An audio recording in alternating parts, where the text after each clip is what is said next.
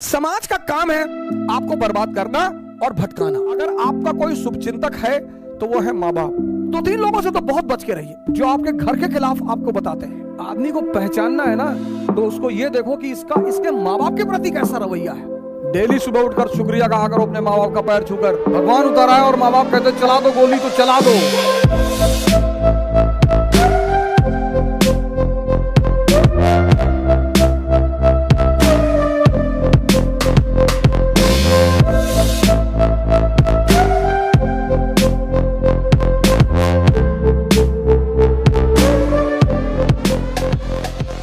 समाज का काम है आपको बर्बाद करना और भटकाना।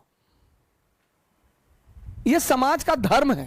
उस समाज में अगर कोई आपको बनाने वाला मिल जाए मां बाप के अतिरिक्त, तो आप बहुत भाग्यशाली हैं। इस दुनिया में अगर आपका कोई शुभचिंतक है तो वो है मां बाप,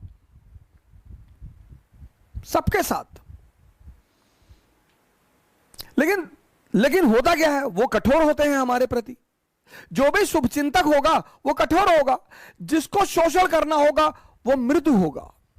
जैसे पड़ोस की आंटी, उनको कोई काम है, और बेटा बबलू कैसे हो बेटा, दिखाई नहीं पड़े, बेटा हमारा आटा लिया देते चक्की से, लो। अब मां इस तरह से नहीं बोलेगी, मां कहेगी बदतमीज कहां मरा हुआ था। तो अब हम ह्यूमन नेचर है हमारा, तो हमें मां बाप बड़े बुरे लगते हैं। लेकिन सूत्र यही है सर, जो भी आपके प्रति कठोर है वो आपका भला सोचता है, और जो भी आपके प्रति मृदु है, अच्छा बोलता है, आपकी सिर्फ तारीफ करता है, वो आपके शोषण के फिराक में है। किसी की कोई जनरेशन में लोग कहते ना, अरे भैया कमा लिए 7 पुस्त खाएगी। हमने तो ना देखा किसी की 7 पुस्तें खाते हुए। हमने तो उन मां बापों को खुशी देखा है जिनके बच्चे शाम को घर आते हैं, अपने मां बाप के साथ बैठते हैं, अपने मां बाप को घुमाने ले जाते हैं। हमारी श्रीमती जी के मामा है तो अपने मां बाप को साथ में रखते हैं बैंगलोर। उनके मां बाप से ज्यादा धनी आदमी कौन है सर इस संसार में, जिसकी बुजुर्गियत में बच्चे मोहब्बत करें। छोड़ दें सारी दुनिया किसी के लिए, यह मुनासिब नहीं महत्वाकांक्षी लोगों के लिए। भाई माँ बाप तो वही है ना, उनसे ज्यादा प्रेम कौन करेगा।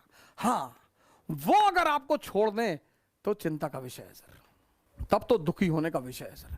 लड़की ने छोड़ दिया, लड़के ने छोड़ दिया, कोई फर्क नहीं पड़ता सर। अगर महत्वाकांक्षा है, अगर आप खुद को बेवकूफ बना रहे हैं, बहुत फर्क पड़ता है सर। किसी भी व्यक्ति का आपके जीवन में होना इस बात पे भी निर्धारित करता है कि उसने आपको राय क्या दी। और 2-3 लोगों से तो बहुत बच के रहिए। एक, जो आपके घर के खिलाफ आपको बताते हैं, तुम्हारी मम्मी को ऐसा नहीं करना चाहिए। अरे मम्मी यार क्यों नहीं करना चाहिए, करना चाहिए। मेरी माता जी तो आज भी मुझे चौराहे पे गाली देके मार देती है। मां है, उसका हक है।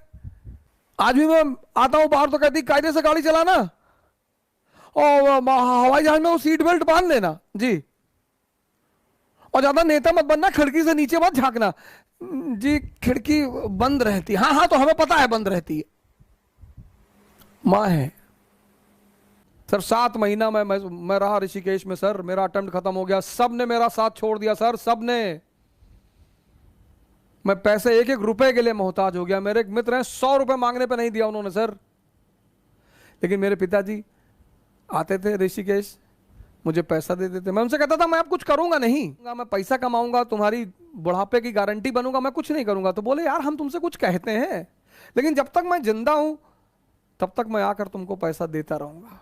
और सर 7 महीने आते रहे वो ऋषिकेश और मुझे पैसा देते रहे सर।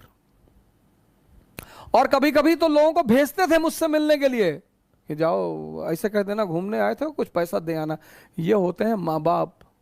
और आज मैं जहां भी हूं, सबसे अहम भूमिका उनकी है सर। श्री माता प्रसाद ओझा पोस्ट ऑफिस में पोस्ट मास्टर रहे, पोस्ट मास्टर से रिटायर हुए वो। और मैं जहां भी हूं सर, जहां भी, वो उन्हीं की देन है। मतलब पहली जो नींव रखी है वो उन्होंने ही रखी है। हमारा प्रिंसिपल परेशान रहता था कि यार तुम्हारा बाप तुमको कुछ कहता ही नहीं, कहते ही नहीं थे सर। प्रिंसिपल के सामने डांट देते थे, जैसे अगर कोई बात होती थी बुलाते थे प्रिंसिपल तो उनके सामने डांट देते थे, बदतमीजी करते हो स्कूल में, नालायक कहेंगे, भागो यहाँ से। फिर कहते थे लड़का ऐसा, फिर बाहर निकल के हमसे कहते थे कि पागल है तुम्हारा प्रिंसिपल। तो एक बार क्या हुआ कि फादर प्रिंसिपल ने कहा कि यार इसके बाप को इतनी हम शिकायत करते हैं, ये सुधरता ही नहीं। तो लोगों ने कहा सर आप गलत आदमी को शिकायत करते हो, आप इसकी माँ को बुलाओ सर। तो उन्होंने हमारी माँ को बुलाया, माता जी ने ऑफिस में ही मारना शुरू कर दिया। तो प्रिंसिपल को लगा कि हाँ हाँ यार पहले हम गलत आदमी को बुला रहे थे। वो माँ बाप तो कभी गलत नहीं होते, और जो माँ बाप की बात नहीं मानते वो शैतान है, शैतान।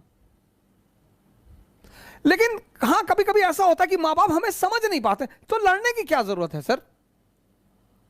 माँ बाप से नहीं लड़ा जा सकता सर, कभी नहीं लड़ा जा सकता। माँ बाप से तो कभी लड़ा ही नहीं जा सकता सर, कभी नहीं। कुछ भी हो जाए, भगवान उतर आए और माँ बाप कहते चला दो गोली तो चला दो, फिर इफ एंड बट की जरूरत ही नहीं। यह स्थिति है माँ बाप की। आदमी को पहचानना है ना, तो उसको यह देखो कि इसके माँ बाप के प्रति कैसा रवैया है। अगर वो अपने माँ बाप को भगवान मानता है तो आपके प्रति ईमानदार रहेगा सर, हमेशा। हाँ लेकिन कभी कभी ऐसा भी होता है, यह भी मैं मानता हूं कि कभी कभी माँ बाप भी हमको समझ नहीं पाते हैं, तो कोई बड़ी बात नहीं है सर, उसमें झगड़ा करने का, उनसे बगावत करने की कोई जरूरत नहीं है। जो भी आपके ऊपर खर्चा करेगा वो उसकी कीमत वसूल करेगा, माँ बाप के अलावा। क्यों परेशान कर रहे हो माँ बाप को अपने? क्यों कर रहे हो परेशान? हमको बाइक दिला दो, हमको ये दिला दो, पढ़ा रहे कम है? डेली सुबह उठकर शुक्रिया कहा करो अपने माँ बाप का पैर छूकर कि यार खिला रहे हो, यही बड़ी बात है। कोई दूसरा खिलाएगा चमड़ी उतार लेगा तुम्हारी।